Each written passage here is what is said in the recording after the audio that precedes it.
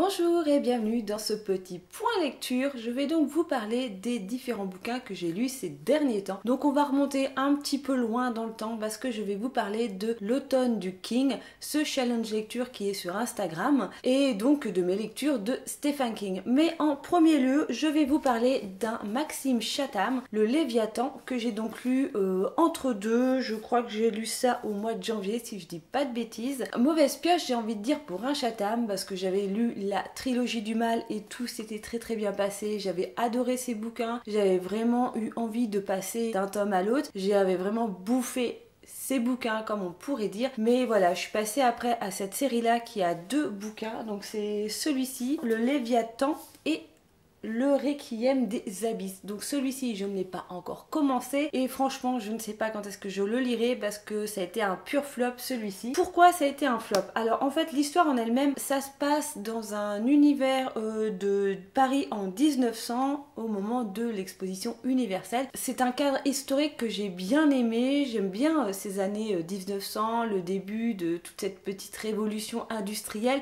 j'aime beaucoup ce moment-là. C'est un thriller, hein, ça parle de meurtre, de jeunes femmes, en particulier de prostituées, et donc c'est un écrivain qui se retrouve à faire un petit peu le détective privé pour savoir qui a tué donc ces personnes. Un truc assez classique, et malheureusement j'ai pas accroché parce que justement c'était trop classique. J'avais pris l'habitude dans la trilogie du mal de Chatham à avoir quand même des rebondissements, des choses un petit peu glauques, des choses un petit peu qui changent de l'ordinaire d'un thriller classique, hein, d'une affaire policière classique.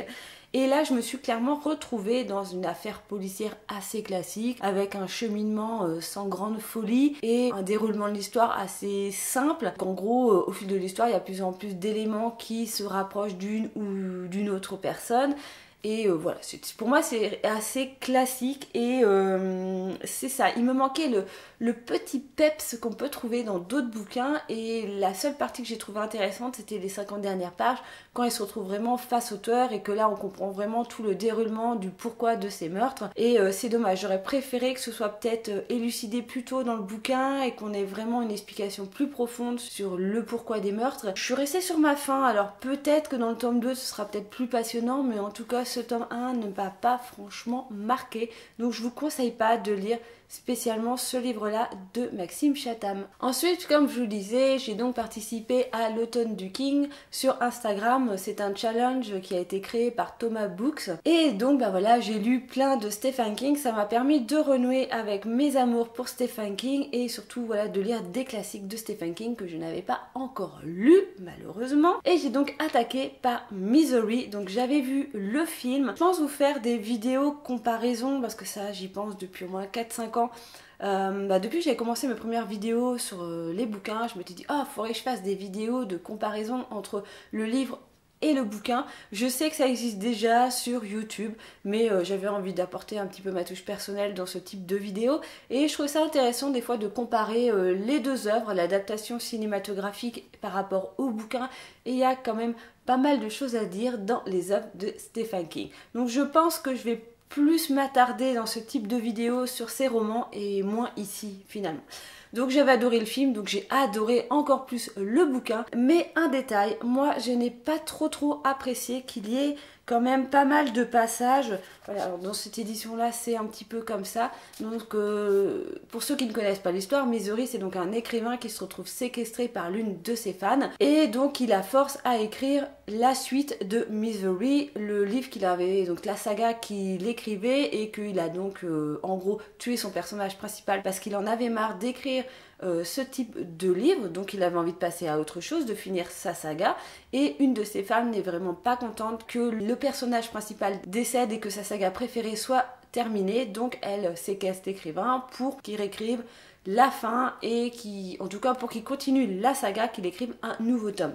En gros c'est ça le speed de l'histoire. Et moi ce que j'ai pas trop aimé dans le bouquin, c'est que du coup on se retrouve avec pas mal de passages où il y a l'écriture de ce roman, et voilà, c'est un peu une histoire à l'eau de rose, et ça m'intéressait pas trop. Donc franchement au début je les ai lus, petit à petit je les ai lus en diagonale, et puis pour pas dire qu'à la fin je les ai carrément un petit peu lus 2-3 lignes par-ci par-là pour quand même savoir de quoi ça parlait. Mais trouve que ça n'apporte rien au récit de cette séquestration. C'est un style, moi j'ai pas trop aimé cette partie-là, mais sinon c'est un pur délice, Misery.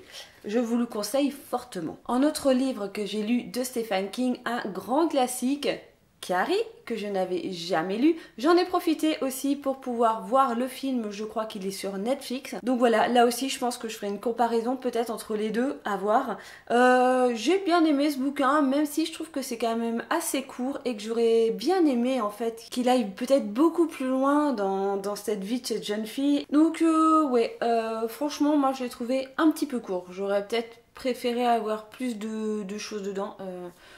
Sinon, c'est une très très bonne lecture, je vous le recommande. Ensuite, j'ai attaqué aussi un autre grand classique de Stephen King, c'est-à-dire Le Fléau. Donc j'ai lu le tome 1. J'avais vu que c'était assez compliqué à lire parce que chaque chapitre en fait est un petit peu ciblé sur un personnage. Alors, on retrouve quand même, il n'y a pas 50 000 personnages. On va dire qu'il y en a peut-être je sais pas, il y a peut-être une vingtaine de personnages. On les retrouve au fil du temps, ça revient assez régulièrement, donc on arrive quand même à suivre. Mais c'est vrai que c'est assez complexe de dire, ah ouais, mais celui-là c'est qui déjà? Je vais pas vous dire qu'il faut faire un petit listing de chaque personnage écrit à la main, mais on n'est pas loin quand même parce qu'il y a vraiment beaucoup de personnages. J'ai adoré ce livre, je crois que je l'ai lu au début du deuxième confinement, donc ça n'a pas été forcément le meilleur moment parce que voilà, on est quand même sur une espèce sur un roman d'épidémie qui n'a rien à voir avec le Covid, hein, c'est clair et net, mais qui est beaucoup plus fulgurant et beaucoup plus meurtrier. Et j'ai quand même trouvé ça assez intéressant.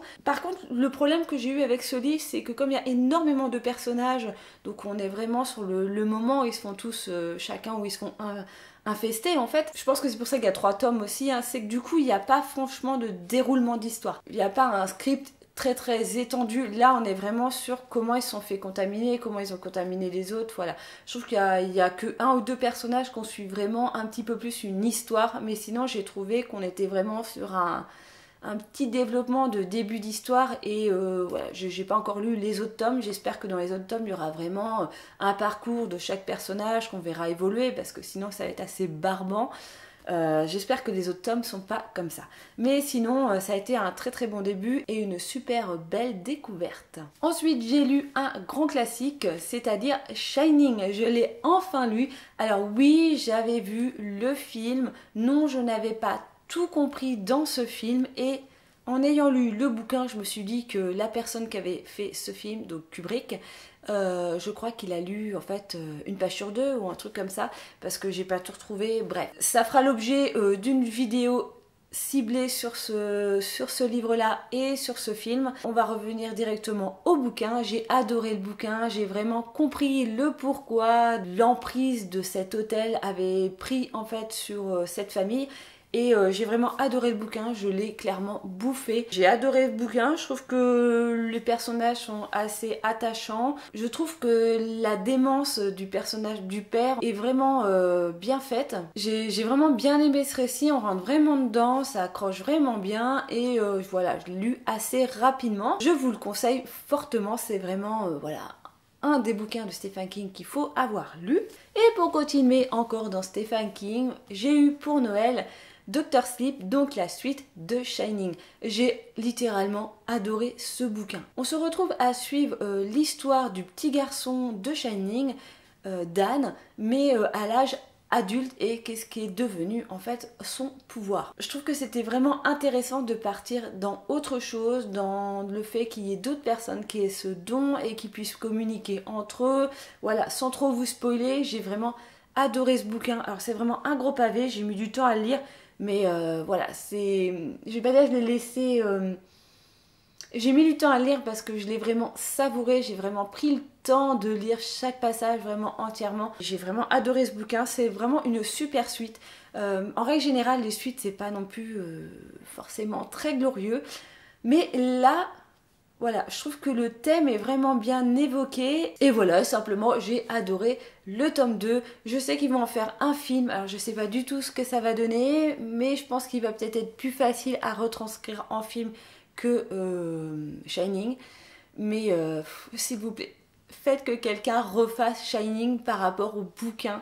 Je sais pas pourquoi personne, voilà, il y a Kubrick qui l'a fait, ça a dû bloquer tout le monde, mais personne n'a refait de Shining. Cimetière, il y a 2 versions, et pourtant Shining, personne n'a pensé à le refaire, et ça manque vraiment beaucoup. Ça, il y a eu la version téléfilm, il y a la version plus récente. Pourquoi ils n'ont pas refait Shining vraiment qui collait au bouquin? Ce serait vraiment super bien, et ça collerait peut-être vachement bien avec la suite.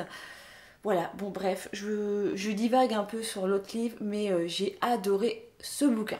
Dans mon prochain update lecture, il y aura sûrement un petit peu moins de Stephen King parce que si vous avez regardé mon haul de livres, bah, j'ai quand même investi dans d'autres livres que du Stephen King, histoire de changer un petit peu et de voir autre chose. Donc j'espère que le prochain point lecture sera un petit peu plus exhaustif en termes d'auteur parce que là je suis vraiment limitée sur du Stephen King. J'espère que cette vidéo vous a plu. N'hésitez pas à me dire ce que vous avez pensé des différents bouquins que je vous ai parlé, à mettre un petit pouce en l'air si vous avez aimé cette vidéo, et moi je vous fais plein de gros bisous et je vous dis à une prochaine vidéo. Bye bye.